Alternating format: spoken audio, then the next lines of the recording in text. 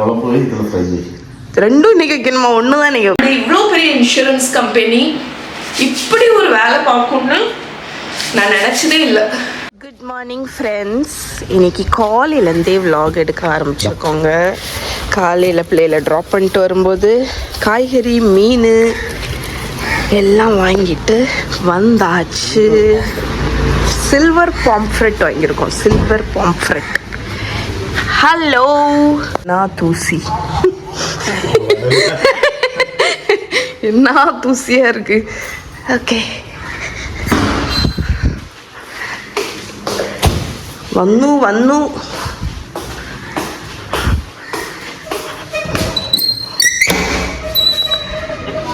Good morning. பப்பாளி இல்லை நம்ம வீட்டில் உள்ளதில்லை. சதீஷ் என்ன மீன் வாங்கியிருக்காங்கன்னு பார்ப்போம். இல்லைங்க, ஒரு நிமிஷம். சதீஷ் வந்து என்கிட்ட இந்த பாம்ஃப்ரெட்டோட கண்ணை பாரு அப்படின்னு சொன்னாங்க. கண்ணை நான் எங்கே கொண்டு பார்க்குறேன்.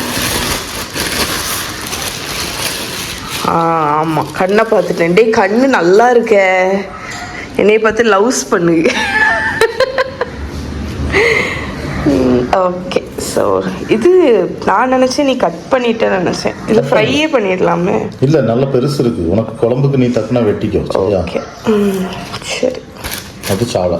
ஸோ இதை வச்சு ஃப்ரையும் பண்ணிக்கலாம், குழம்பும் பண்ணிக்கலாம். சாலை மீனும் இருக்குது, அப்படி தானே? இன்னைக்கு நாளைக்கு நான் வச்சுக்கிறேன். ஓகே, உனக்கு என்ன வேணும்? ஃப்ரை வேணுமா, குழம்பு வேணுமா? குழம்பு இதில் ஃப்ரை. ரெண்டும் இன்னைக்கு வைக்கணுமா? ஒன்று தான் நீங்கள் வைப்பேன். குழம்பு ரெண்டு வேணும். Let's see. So சதீஷோட breakfast egg omelette.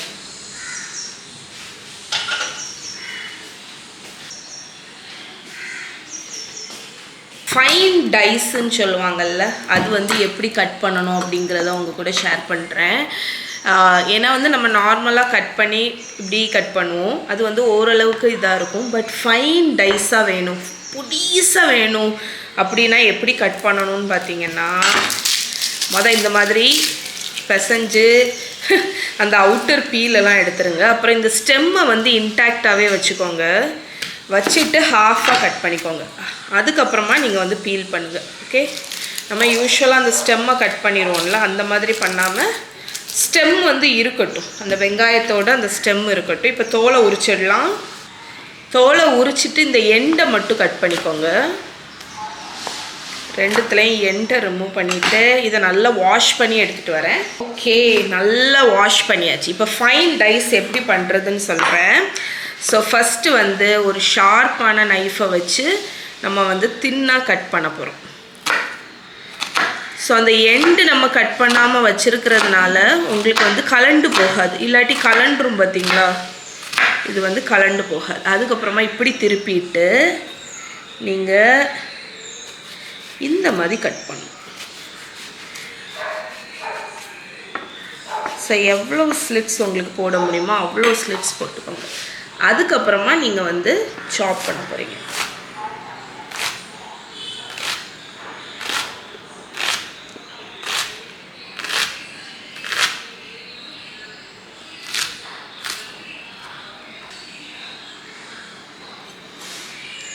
ஸோ இங்கே பாருங்கள் ஃப்ரெண்ட்ஸ், எவ்வளோ ஃபைன் டைஸ் ஆஃப் ஆனியன் வந்து கிடச்சிருக்குன்னு.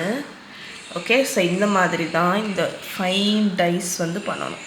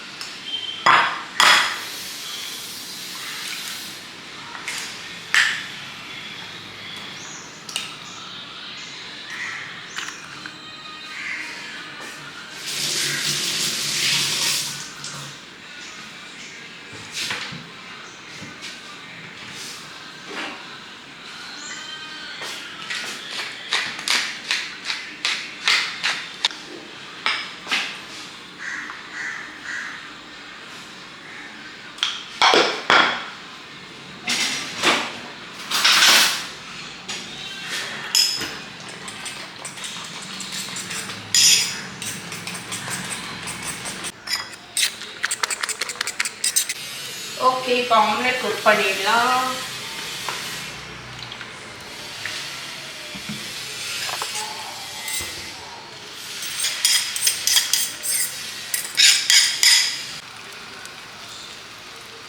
இன்றைக்கி மகாமகிக்கு லஞ்ச் பாக்ஸ்க்கு பொடி இட்லி தாங்க வச்சேன். இட்லி வேக வச்சு துண்டு துண்டாக கட் பண்ணி ஒரு பவுலில் போட்டுட்டு நல்லெண்ணெயை தாராளமாக ஊற்றி இட்லி பொடியை தூவி நல்லா குலுக்கி வச்சுட்டேன். ஸோ அதுதான் இன்றைக்கி சதீஷுக்கு பிரேக்ஃபாஸ்ட்டுமே கூட.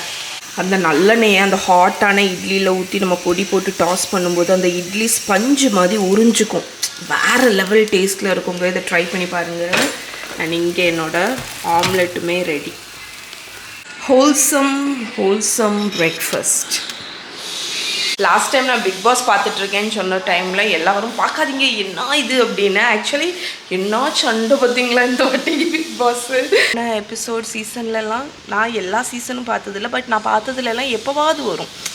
ஆனால் இப்போ பார்த்தீங்கன்னா எந்த நாள் சண்டை இல்லை அப்படின்னு இருக்குது. அந்த அளவுக்கு ட்ராமாவும் சண்டையும். எப்போ லஞ்ச் கூட இன்னும் பண்ணலங்க, ஆனால் டின்னர் ப்ரிப்பரேஷன் ஆரம்பிச்சிட்டேன். இன்றைக்கி டின்னருக்கு வந்து க்ரீக்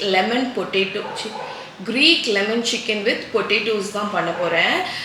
ஸோ எனக்கு வந்து நிறைய பேர் மெசேஜும் கமெண்ட்டும் பண்ணுவீங்க. நேரில் என்னை பார்க்கும்போது கூட கேட்குறது, எப்படி தான் நிறைய குக் பண்ணுறீங்க, எங்களுக்கெல்லாம் ஒரு டிஷ் பண்ணுறதுக்கே அவ்வளோ கஷ்டமாக இருக்குது அப்படின்னு.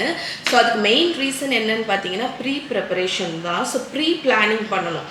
நான் மார்னிங் ஆக்டிவாக இருப்பேன். ஸோ எனக்கு வந்து ஈவினிங் ஆக நான் வந்து நமக்கு வந்து டயர்ட் ஆகிடும். அதனால நான் வந்து மார்னிங்கே என்னோடய டின்னர் வரைக்குமே ப்ரெப் பண்ணிடுவேங்க. ஸோ நீங்கள் நியூலி மேரீடு இல்லாட்டி இப்போ தான் நீங்கள் குக் பண்ண ஆரம்பிக்கிறீங்க, மேனேஜ் பண்ண கஷ்டமாக இருக்குன்னா டின்னர் முதற்கொண்டு மார்னிங்கே பிளான் பண்ணி ப்ரெப் பண்ணி வச்சுருங்க. அப்போது உங்களுக்கு டின்னர் டைமில் நல்ல விதவிதமாக சமைக்கலாம், இன்னொன்று நல்லா இம்ப்ரெஸ் பண்ணலாம். ஓகே, ஸோ நான் இன்றைக்கி வந்து பண்ண போகிறது Greek lemon chicken with potatoes. இதுக்கு வந்து மேரினேஷன் நம்ம பண்ணி நான் பேக்கிங் ட்ரேயில் பொட்டேட்டோ சிக்கன் எல்லாத்தையுமே எடுத்து ஃப்ரிட்ஜில் வச்சுட்டேன்னு வைங்களேன். டின்னர் டைமில் 2 hours முன்னாடி அதை அவனில் தூக்கி வச்சுட்டேன்னா டின்னர் ரெடி. கூட பாஸ்தா நேற்று செஞ்சது லெஃப்ட் ஓவர் இருக்குது. ஸோ அதை நான் ரீஹீட் பண்ணிக்க போகிறேன். ஸோ இதுக்கு வந்து தேவையான இன்க்ரீடியன்ட்ஸ் எல்லாமே நான் ஆல்ரெடி எடுத்து வச்சுட்டேன். ஸோ இன்னொரு விஷயம் சொல்லணும்னு இருந்தேன், ரோஸ்மெரி. இது வந்து ரோஸ்மெரி. ஸோ நீங்கள் கடைக்கு சூப்பர் மார்க்கெட் போகும்போது இந்த மாதிரி ஃப்ரெஷ் ஹர்ப்ஸ் பார்க்குறீங்கன்னா பிக் பண்ணிக்கோங்க. ஏன்னா நம்ம ட்ரைடு ரோஸ்மெரி எல்லாம் வாங்குவோம், அதை விட இந்த ஃப்ரெஷ் வந்து வேறு லெவல் அரோமா இருக்கும். ஸோ நான் என்ன பண்ணுவேன்னா இதை வாங்கி ஃப்ரீஸ் பண்ணிவிடுவேன். எனக்கு எப்போ தேவையோ அதை நான் வந்து இங்கே ஃபைனாக கட் பண்ணி எடுத்து வச்சுருக்கேன். அந்த வாசனையே வேறு லெவலில் இருக்குது. கார்லிக் கட் பண்ணியிருக்கேன், கொத்தமல்லி கீரை இங்கே எடுத்துகிட்டு வரேன். அப்போ தான் இன்க்ரீடியன்ஸை காணிக்க முடியும்.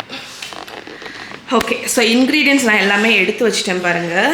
ஃபைனாக ரோஸ்மெரி, கொத்தமல்லி கீரை, கார்லிக்கு, லெமன் நிறைய தேவை, சில்லி ஃப்ளேக்ஸு, இதில் வந்து chilli powder, cumin powder, pepper powder, அப்புறம் பார்ஸ்லே ட்ரைடு தான் என்கிட்ட இருக்குது, அதை ஆட் பண்ணியிருக்கேன். கார்லிக் பவுடர், இது வந்து ஆரிகானோ, அதுக்கப்புறம் இது வந்து சினமன் பவுடர், பட்டை பவுடர் கொஞ்சம் நான் போடுவேன், சால்ட்டு, கொஞ்சம் ஹனி, அதுக்கப்புறமா ஆலிவ் ஆயில், பொட்டேட்டோஸை பீல் பண்ணி பெரிய பெரிய சங்க்ஸாக கட் பண்ணியிருக்கேன். பிகாஸ் இந்த சிக்கன் லெக்கும் தையும் நான் வந்து அன்றைக்கி ப்ரெப் பண்ணேன் தெரியுமா, அதை வந்து டாப் பண்ணி எடுத்து வச்சுருக்கேன். இதுக்கு கூட தான் அந்த பொட்டேட்டோவை குக் பண்ண போகிறோம் ட்ரேயில். அதனால் கொஞ்சம் பெருசாக நீங்கள் கட் பண்ணணும். பிகாஸ் இது பேக் ஆகிறதுக்கு நியர்லி ஒரு 1 மணிக்கூருக்கு மேலேயே ஆகும்.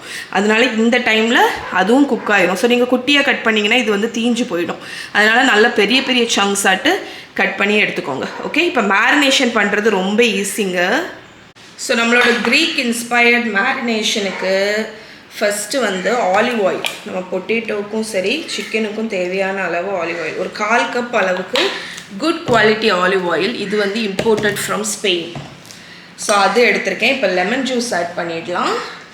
இந்த பர்டிகுலர் டிஷ்ஷுக்கு வந்து லெமன் கொஞ்சம் ஜாஸ்தியாக தான் தேவைப்படும். ஸோ நான் வந்து நம்ம 3 லெமன் எடுத்திருக்கேன். ஏன்னா இது வந்து லெமன் ஃப்ளேவர்டு. யூஸ்வலாக க்ரீக் இதில் பார்த்தீங்கன்னா ஆலிவ் ஆயிலும் லெமனும் தான் அவங்களுக்கு ரொம்ப இம்பார்ட்டண்ட்.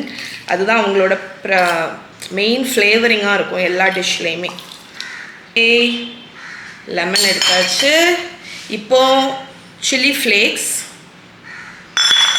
ஸ்பைஸ் பவுடர்ஸில் நான் வந்து காஷ்மீரி சில்லி பவுடராக்கும் எடுத்திருக்கேன். யூஸ்வலாக அவங்க பப்ரிக்கா யூஸ் பண்ணுவாங்க, சம்டைம்ஸ் சில்லி பவுடரே ஆட் பண்ண மாட்டாங்க. பட் நமக்கு காரம் வேணும் பார்த்தீங்களா, அதனால் chilli powder, pepper powder, cumin powder நான் கொஞ்சம் ஜாஸ்தியாக தான் எடுத்திருக்கேன். ஏன்னா நமக்கெல்லாம் கொஞ்சம் காரசாரமாக இருந்தால் தான் பிடிக்கும். ஆரிகானோ. ஸோ இது வந்து சினமன் பவுடர். எனக்கு ஆக்சுவலி இந்த ஃப்ளேவரிங் இப்போ வந்து இந்த சிக்கன் டிஷ்லலாம் ரொம்ப பிடிச்சிருக்கு. அதனால் நான் கொஞ்சோண்டு cinnamon powder, fresh garlic add பண்ணுறேன். இருந்தாலும் கார்லிக் பவுடர் ஒரு டேபிள் ஸ்பூன், பார்ஸ்லே. இந்த மேரினேட்டை நல்லா பஞ்சண்டாக பண்ணிவிடுங்க. சால்ட்டு நம்ம சிக்கனுக்கும் பொட்டேட்டோக்கும் சேர்த்து ஆட் பண்ணிக்கோங்க. ஹனி வந்து இந்த சிக்கன் பேக் ஆகும்போது கேரமலைஸ் ஆகுறதுக்கு ஹெல்ப் பண்ணும். இன்னொன்று வந்து அந்த டேஸ்ட்டை வந்து பேலன்ஸ் பண்ணுறதுக்கு. இப்போ ரோஸ்மெரி, கார்லிக்கு, அதுக்கப்புறம் நம்மளோட கொத்தமல்லி கீரை. யூஸ்வலாக அவங்க பார்ஸ்லே ஆட் பண்ணுவாங்க, பட் நான் வந்து கொத்தமல்லி கீரை. ஸோ இப்போ இதை வந்து மிக்ஸ் பண்ணிக்கலாம். இதுதான் நம்மளோட மேரினேட்டுங்க. எவ்வளோ சிம்பிள் பார்த்தீங்களா? ஸோ நல்லா இதை மிக்ஸ் பண்ணிடுங்க.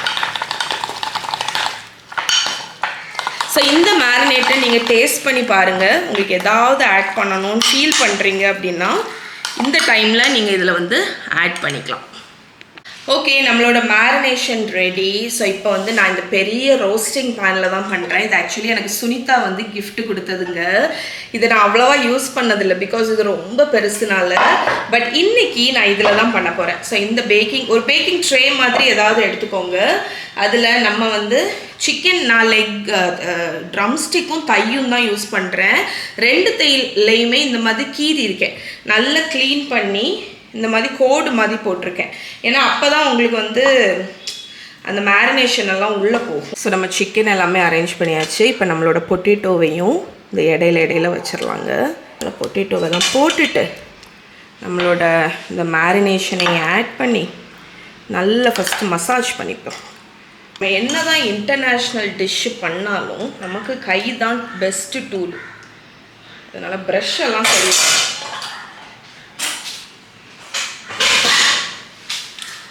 ஸோ நல்ல கையை வச்சு மசாஜ் பண்ணி விட போகிறோம்.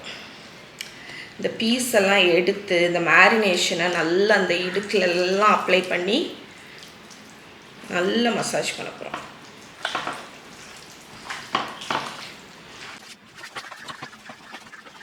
நல்லா அப்ளை பண்ணியாச்சு. இப்போ இதை வந்து ஒரு லேயர் மாதிரி நம்ம வச்சிட போகிறோம். ஸோ கையெல்லாம் நல்லா வாஷ் பண்ணிட்டு வரேங்க. என் கையை பாருங்கள். சில சமயம் இந்த பூண்டு, மீனெல்லாம் நம்ம யூஸ் பண்ணுறோம் அப்படின்னா எவ்வளோ தடவை கையை கழுவுனாலும் அந்த ஸ்மெல் வந்து போகாது. ஸோ அதுக்கு வந்து ஒரு டிப்பு வந்து என்னன்னு பார்த்தீங்கன்னா, இந்த லெமன் தோல் இருக்குது தெரியுமா? இந்த லெமன் தோல் அதை வச்சு நல்ல கையை ஃபுல்லாக ரப் பண்ணிடுது. ஏன்னா எப்படியும் இதை தூர தான் போட போகிறோம். அதை நல்ல கையில் ஃபுல்லாக ரப் பண்ணிவிட்டு நீங்கள் கையை கழுவிட்டீங்கன்னா அந்த ஸ்மெல் எல்லாமே போயிடும்.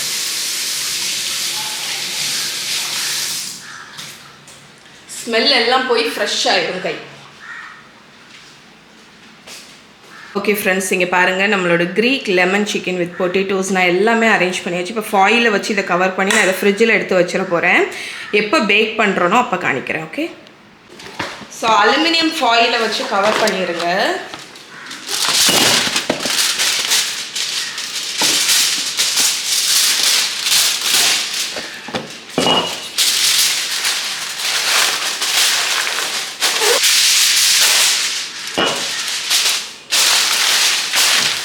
ஓகே, இதை ஃப்ரிட்ஜில் எடுத்து வச்சிடலாங்க.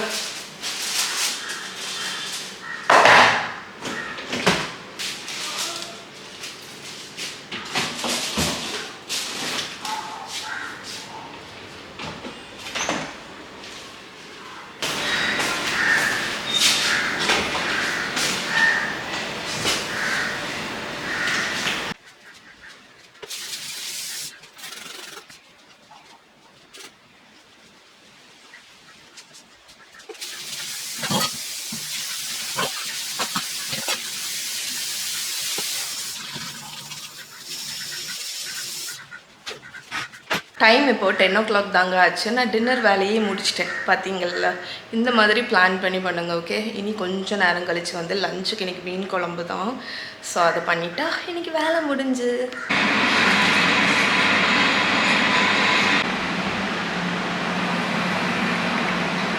என்னோட யூடியூப் ரெக்கமெண்டேஷனில் இப்போ பார்த்தீங்கன்னா ஃபுல்லாட்டு இந்த Japan vlogs, Japan cafe vlog, restaurant vlogs தாங்க வந்துட்டுருக்கு. ஆனால் ஆக்சுவலி சொல்லக்கூடாது, ஆக்சுவலாக அது எல்லாமே ரொம்ப இன்ட்ரெஸ்டிங்காக இருக்குது. ஸோ நான் இப்போ இருந்து கொஞ்சம் நேரம் இதை பார்த்துட்டு இன்றைக்கி வந்து சாலை மீன் வாங்கிட்டு வந்தாங்கல்ல, அதனால் சாலை மீனை போட்டு குழம்பும் பாம்ப்ரெட்டை போட்டு ஏர் ஃப்ரையரில் ஃப்ரை பண்ணிடலாம் அப்படின்னு இருக்கேன். ஸோ அது நம்ம ஒரு ½ அன் ஹவர் முன்னாடி, மணி இப்போ பார்த்தீங்கன்னா 10:30 ஆச்சு. நான் ஒரு 12 o'clock போல் போய் அதை போய் ரெடி பண்ணிடுவேன். அது வரைக்கும் நம்ம இருந்து சில் பண்ணலாம். இது வந்து என்னென்னு பார்த்தீங்கன்னா ஜப்பானில் இருக்கக்கூடிய அந்த கெஃபே, ஹோட்டலு, அந்த மாதிரி வீடியோஸ் நீங்கள் சர்ச் பண்ணி பாருங்களேன். நிறைய பேத்துக்கு பிடிக்குமான்னு தெரில, ஆனால் எனக்கு ரொம்ப பிடிக்கும். அந்த அவங்களோட கெஃபே எப்படி ரன் பண்ணுறாங்க அப்படிங்கிறத ஃபுல்லாக காணிப்பாங்க. சூப்பராக இருக்கும், ரொம்ப இன்ட்ரெஸ்டிங்காக இருக்கும், ரொம்ப வித்தியாசமாக இருக்கும். ஏன்னா அவங்க வந்து அவ்வளோ என்ன ஹைஜீன் நினைக்கிறீங்க ஜப்பான் ரெஸ்டாரண்ட்டு கெஃபேலெல்லாம் அவங்க அதை ரன் பண்ணுறத ஃபுல் டே காணிப்பாங்கல்ல, செம்ம ஹைஜீனிக்காக இருக்கும் அவங்க பண்ணுறதே. ஸோ இது ஆக்சுவலி என்னது, இது வந்து inside Japan's tiny bakery run by one. And நான் வந்து ஒரு பெரிய பெரிய பெரிய ஷாப்பிங் பண்ணியிருக்கேங்க. நான் இந்த மாதிரி heavy huge and bulk shopping பண்ணி கொஞ்ச நாள் ஆச்சு. முந்தி நான் அடிக்கடி உங்களுக்கு வந்து ஷாப்பிங் ஹால்லாம் போடுவேன் தெரியுமா. இப்போ நான் வந்து ஒரு ஹியூஜ் ஷாப்பிங் பண்ணியிருக்கேன். ஸோ அது ஆக்சுவலி ஷிப் பண்ணியாச்சு. எனக்கு எப்படா என் கையில் கிடைக்கும் அப்படின்ட்டுருக்கு. ஸோ உங்களுக்கு வந்து ஃப்யூச்சர் வீடியோஸில் ஒரு பல்க் ஷாப்பிங் ஹால் வரும், ரெடியாக இருங்க. ஸோ நான் எப்போவுமே நினப்பேன் ஷாப்பிங் பண்ணக்கூடாதுன்னு நினப்பேன். ஆனால் இப்போ ஒரு பாஸ்ட் 2 months ஒரு வெறி கொண்டு தான் ஷாப்பிங் பண்ணிகிட்ருக்கேன். So lunch as per Satish requested இந்த மீனை வந்து ஏர் ஃப்ரையரில் ஃப்ரை பண்ணிட்டேன். வாழைக்காய் பொரியல், கர்டு அண்ட் ரைஸ் அண்ட் மீன் குழம்பு. Happy Satish? Okay friends, so இந்த பர்டிகுலர் ட்ரேயை நான் 200 degrees Celsius அவனில் 1.5 hours பேக் பண்ணி எடுத்தேங்க. இடையில இப்படி இந்த ஜூஸ் எல்லாத்தையும் மேலே ஊற்றினேன். எப்படி இருக்கு வருங்க. இங்கே நான் பிளேட்டிங்கும் பண்ணியாச்சு, பிளேட்டிங் இல்லை சர்வும் பண்ணியாச்சு. ஸோ இந்த ரெசிபி ட்ரை பண்ணி பாருங்கள். ஓகே, இதுதான் எங்களோட டின்னர்.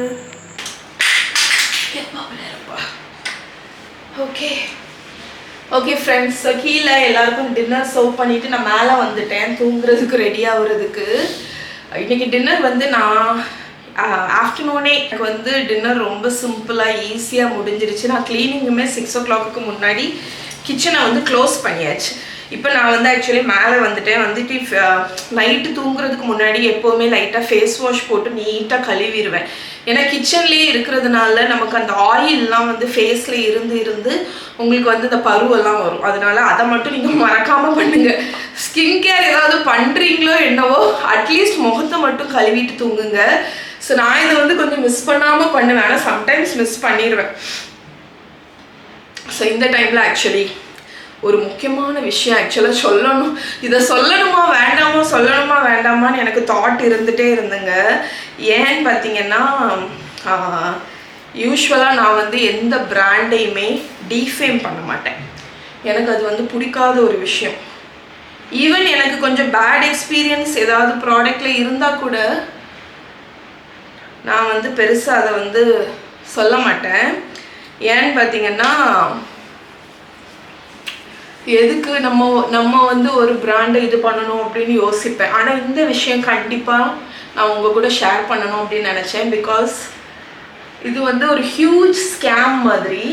ஸோ நிறைய பேர்த்துக்கு மேபி அவேர்னஸ் க்ரியேட் பண்ணும் அப்படிங்கிற ஒரு ரீசனுக்கு வேண்டி சொல்கிறேன். இது என்ன பிராண்டுங்கிறத ரெண்டாவது சொல்கிறேன். பிராண்டு என்ன லாஸ்ட்டு சொல்கிறதுல என்ன இருக்குது, DHF இது பிராமரிக்கா இருக்குல்ல, அந்த பிராண்டு தான் பிராமரிக்கா life insurance.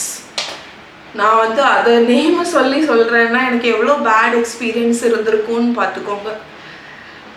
So பிராமரிக்கா life இன்சூரன்ஸில் nearly ஒரு 6 yearsக்கு முன்னாடி நாங்கள் வந்து ஒரு இன்சூரன்ஸ் எடுத்தோங்க. 10 years கிட்ட பே பண்ணக்கூடிய இன்சூரன்ஸ் நாங்கள் வந்து சரி எங்களால் அது கொஞ்சம் ஹியூஜ் அமௌண்ட்டு.